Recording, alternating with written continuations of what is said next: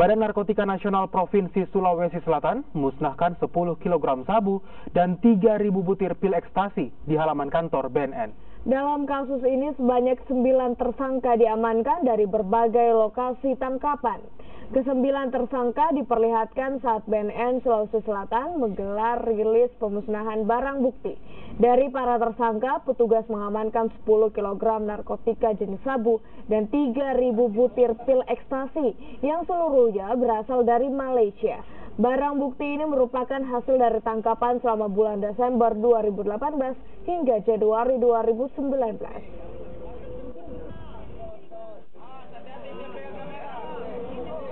Ini didapatkan dari 5 LKN, di bulan November 1 kasus, di bulan Desember 2 kasus, dan Januari 2 kasus. Ya, dalam pemeriksaan mereka kan sudah menjawabkan berapa sumbernya.